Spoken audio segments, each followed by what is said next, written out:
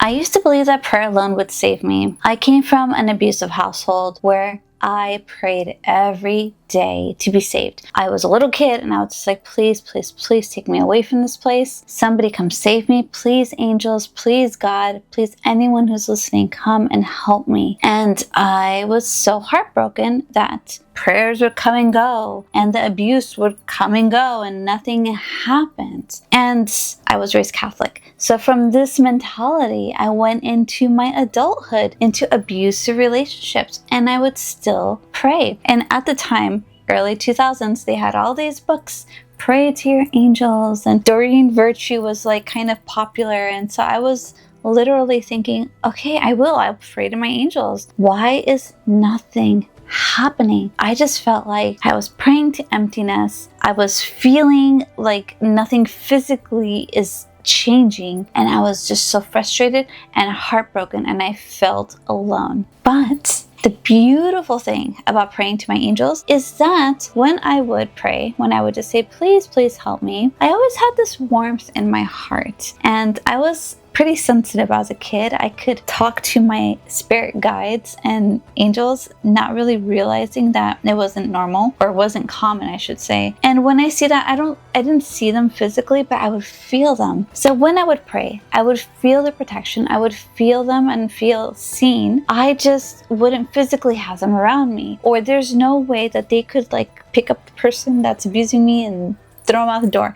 That didn't happen. So I did feel their support. I did feel their love. And there's so much beauty in prayer when you go to church, when people are all praying together, when you're in circle and you are doing mantras or praying together, taking religion out of it. Prayer it's just words that you are saying. You can even call it a spell if that makes you feel better. They're words that you're saying and you're asking for blank, or you are praising blank, whatever it is. You're just letting all of that beautiful energy physicalize into words and come out into space, into our space. So prayers are helpful. Prayers are helpful because they remind us that we are not alone, right? But prayers alone are not going to save you. They're not going to physically alter anything here. That's up to us, because we are the physical ones, right? Spirit is not physical anymore, or never has been sometimes. They are here to guide us, support us, to maybe influence us, to remind us that we are not alone, right? And they are always going to be with us energetically, supportively, lovingly. They just can't do anything like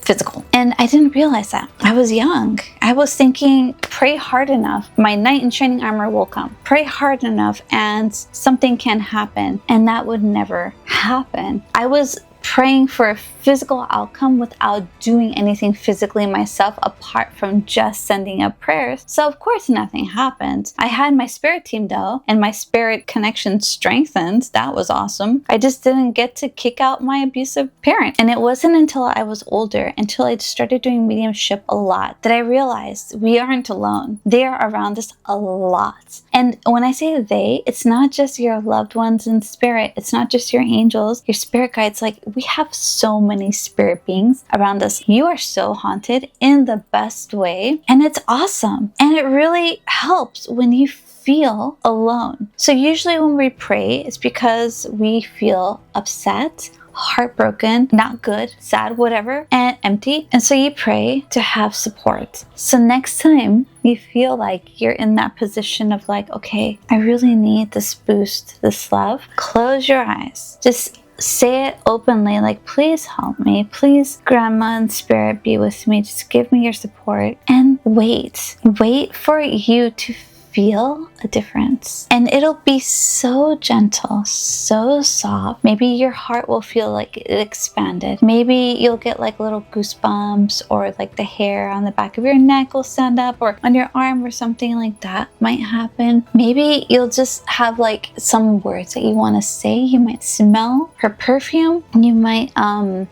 there's so many ways that we pick up on energy. It's not just I see it and it happens. That's one way. Yeah, maybe she'll, you'll see her physically and that would be awesome. But open up to how you sense spirit. pray for them to come through because they're already through. You're just kind of, in a way, it's like your prayer is like an antenna that you're connecting to them. And when you pray to them or pray for them or whatever it is that you're praying, just be open to sense them. And once you sense them, let this be a beautiful reminder to you that you're not alone. You never have been alone, and they will continue to support you. Just like if you were in spirit, you would support your loved ones and guide them and boost them. And a beautiful way to connect with them for even more guidance and support is to invite them into your dreams. They are already visiting your dreams. If you've dreamt of your loved one in spirit or angels or anything, it happens a lot. We just don't remember. So when we put memory to it, like, okay, grandma, please come into my dreams tonight. Ask her, come into your dreams, go to sleep. When you wake up, write down whatever you remember, even if it's just like pink or dog, whatever. So one word, it's fine. The more often you repeat, the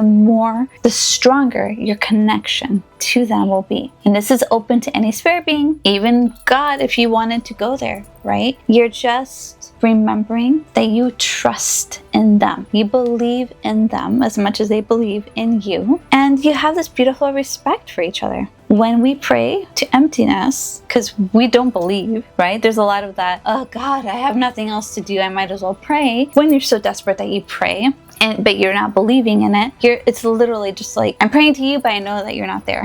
You know, it's like you're sending off that rocket and it falls. Send it out with intention, deliberately, with love and focus, and notice the difference. It's a huge shift. These are the kinds of things that I teach in my Grounded Circle, my beautiful group of women, where I take you to really learning how to trust your intuition again. Because we just forgot about it, or we learned not to. There's a wait list down below for my next circle, and if you want immediate help, I can also help you with one-on-ones. So for you, rebuilding your life after difficult experiences, remember that you're not alone, and you never have been. Spirit is calling. Will you answer the call?